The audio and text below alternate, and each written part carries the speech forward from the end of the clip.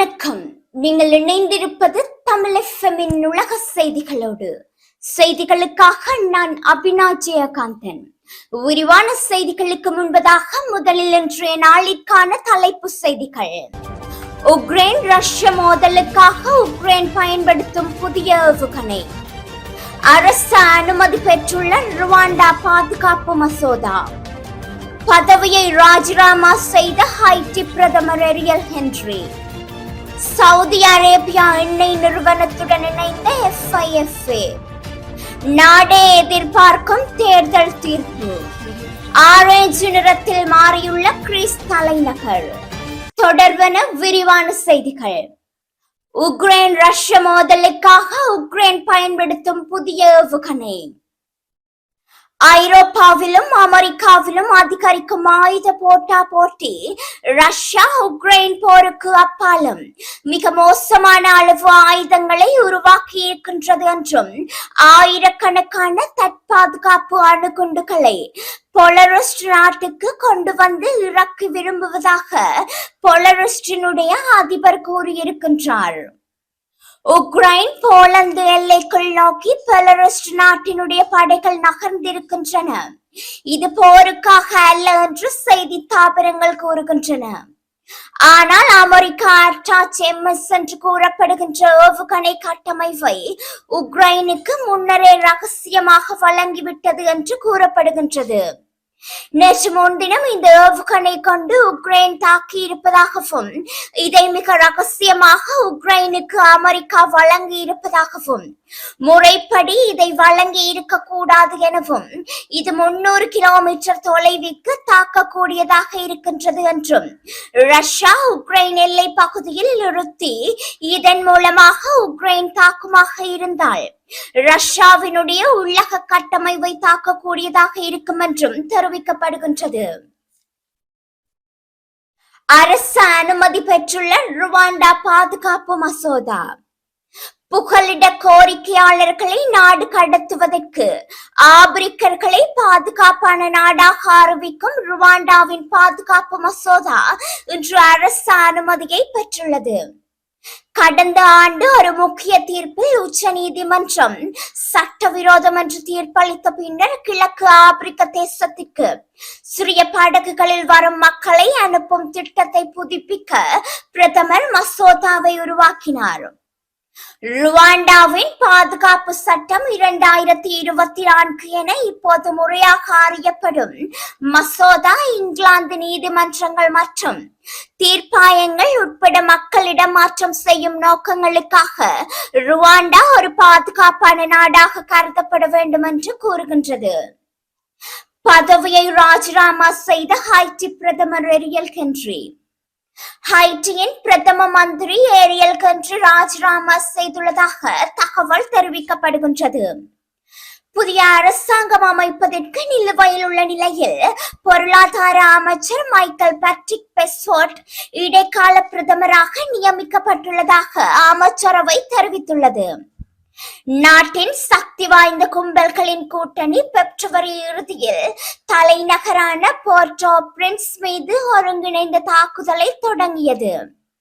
கிழக்கு ஆப்பிரிக்க நாடு ஹைட்டியில் நிலைநிறுத்த ஒப்புக்கொண்டு ஐக்கிய நாடுகள் ஆதரவு பாதுகாப்பு படைக்கு ஆதரவாக ஹென்றி கென்ஜாவிற்கு விஜயம் செய்ததோடு அது ஒத்துப்போனதாகவும் தெரிவிக்கப்படுகின்றது.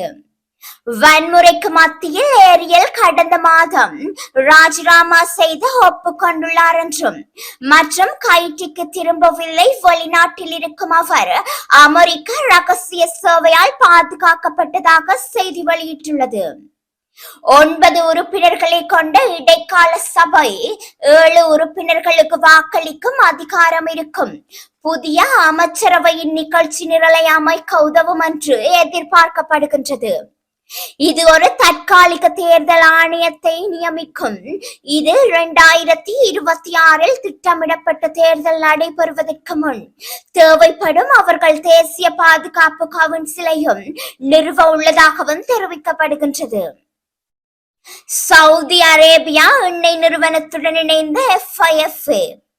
சவுதி அரேபியாவின் எண்ணெய்க்கு சொந்தமான எண்ணெய் நிறுவனமான அரம்கோவுடன் பிஃபா கூட்டமைப்பை அறிவித்துள்ளது.